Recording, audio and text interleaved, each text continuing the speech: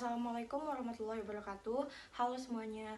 Kami di sini dari kelompok teori sosiologi modern akan menyampaikan materi kami yang mengenai teori pertukaran sosial. Baik, di sini saya Renatila Quraini selaku moderator akan membimbing jalannya presentasi kami pada hari ini. Oke, baik. Jadi sebelum masuk ke materi intinya, di sini saya akan menyampaikan sedikit pendahuluan atau sedikit orientasi mengenai materi teori pertukaran sosial ini sendiri. Nah, analoginya seperti ini. Ganjaran merupakan segala hal yang diperoleh dengan adanya pengorbanan, dan pengorbanan ini sendiri secara tidak langsung dilakukan untuk memenuhi keuntungan. Jadi perilaku sosial itu terdiri atas pertukaran paling sedikit antara dua individu berdasarkan dengan perhitungan untung dan rugi atau cost and reward.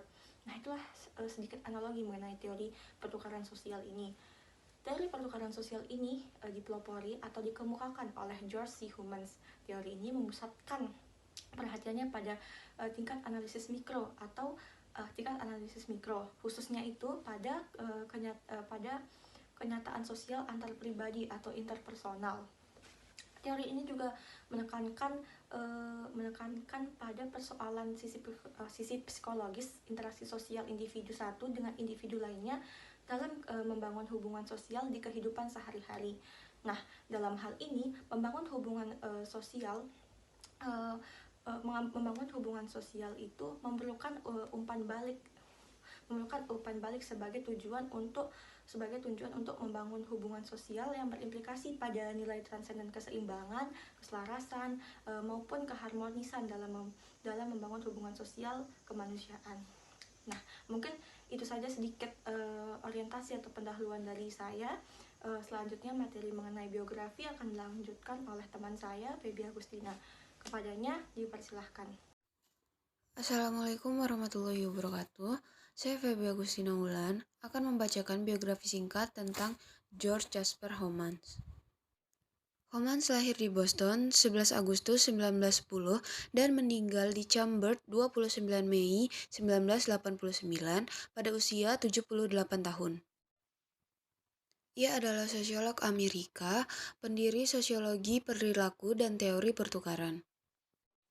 Homans masuk Harvard College pada tahun 1928 dengan konsentrasi dalam bahasa Inggris dan sastra Amerika. Homans tinggal di lingkungan di mana orang sangat menyadari hubungan sosial sehingga ia sangat tertarik untuk mempelajari sosiologi. Homans bergabung dengan kelompok diskusi di Harvard yang disebut Circle Pareto. Dalam kurun waktu 4 tahun, ia kembali ke Boston dan terus mengajar sebagai profesor sosiologi pada tahun 1946 sampai 1953. Sekian biografi singkat tentang George Jasper Homans. Terima kasih. Baik, di sini saya akan menjelaskan pengertian pertukaran sosial Xing secara etimologi. Teori pertukaran sosial Xing, Xing artinya pertukaran. Pertukaran adalah pembuatan, menukar, atau mempertukarkan. Sedangkan sosial artinya yang berkaitan dengan masyarakat. Memperhatikan kepentingan umum atau suka tolong-menolong.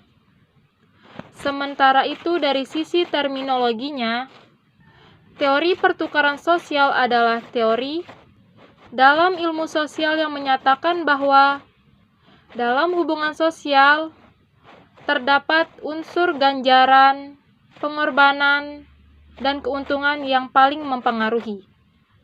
Sederhananya, pendekatan sosial Xing juga dapat dipahami sebagai proses pertukaran sosial yang berkenaan dengan pembuatan atau hubungan antara manusia. Pertukaran pembuatan tersebut akan diukur bila terjadi hubungan timbal balik antara satu sama yang lain dalam kehidupan sehari-hari. Maksudnya itu manusia memiliki kepekaan sosial dalam membina hubungan sosialnya. Senantiasa menekankan sisi respeknya atau responsif kepedulian. Hubungan yang telah terbangun. Tingkat kepedulian bukan semata hanya diukur dalam sudut pandang yang sifatnya materi. Namun terkadang respek perilaku baik dalam Assalamualaikum warahmatullahi wabarakatuh. Saya Soal Umur dan saya akan berusaha menjelaskan tentang teori transaksi dan syarat pertukaran sosial. Di sini saya menekankan pada teorinya Humans. Humans memulai teorinya dengan menekankan pengembangan ilmu ekonomi dan bukan nilai psikologis. Jadi dalam teorinya Humans ini ialah nilai-nilai atau transaksi yang berbentuk ganjarannya berbentuk berbentuk material gitu. Dan juga tumpuan dari teorinya Humans adalah bahwasanya orang-orang yang terlibat dalam perilaku untuk memperoleh ganjaran yaitu adalah prinsip transaksi dalam ekonomi sederhana. Selanjutnya adalah Humans juga merumuskan bahwasanya dan ia menganalogikan berbentuk simbolis seperti uang untuk membeli suatu kebutuhan dapur atau pengeluaran yang dikeluarkan seseorang untuk menyewa rumah dan lain sebagainya, sehingga pengeluaran dianggap sebagai contoh pertukaran yang bernilai ekonomis atau suatu material. Selanjutnya adalah konsep-konsep teori pertukaran sosial juga menekankan adanya konsekuensi dalam pertukaran, yaitu berupa ganjaran material dan berupa ganjaran spiritual yang berupa pujian. Jadi ada dua macam ganjaran di sini. Yang pertama yang sudah saya jelaskan seperti nilai yang ada nilai ekonomisnya. Yang kedua adalah nilai spiritual.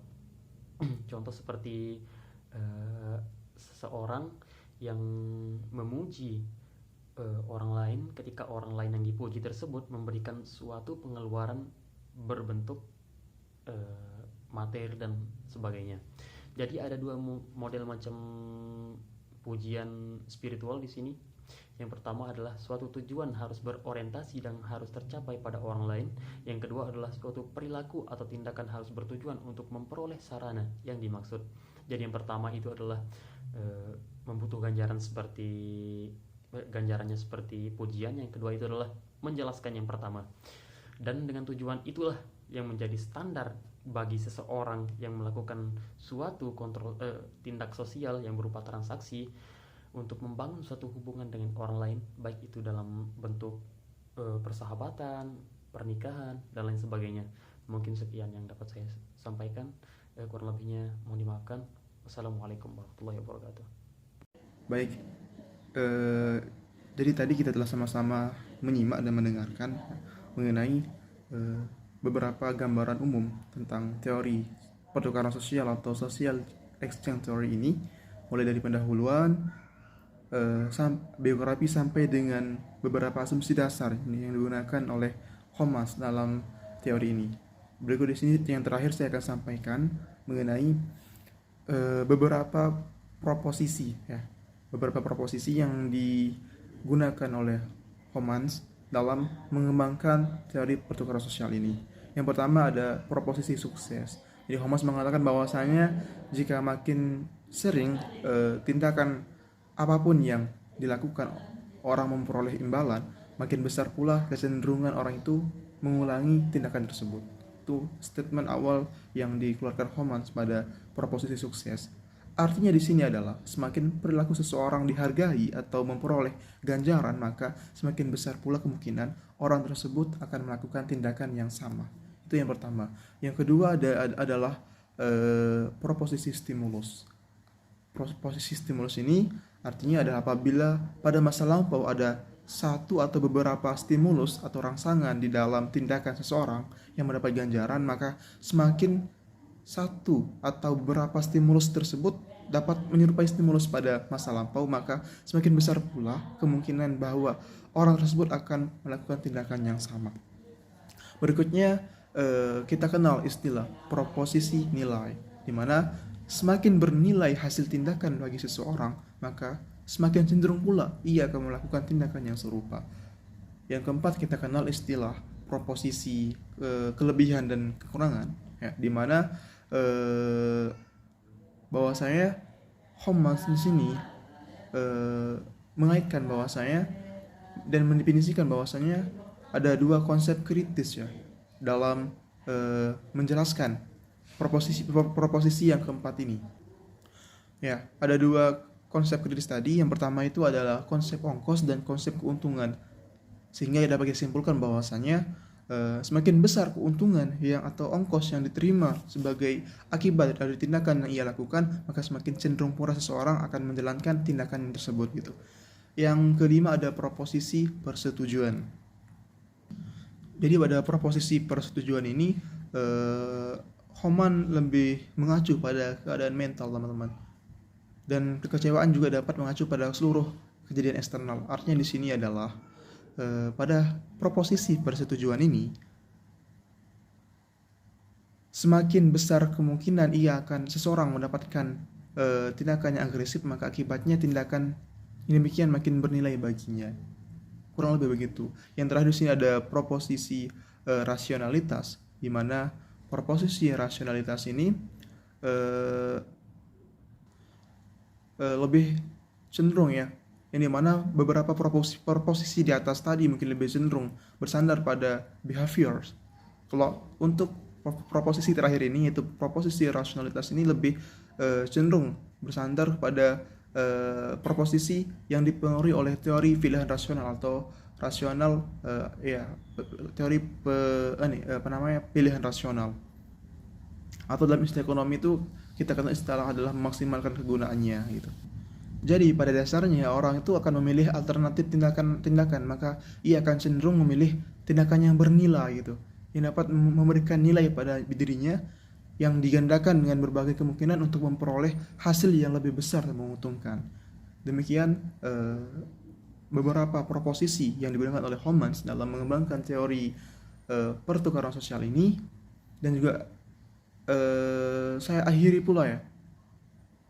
Terima kasih. Wassalamualaikum warahmatullahi wabarakatuh.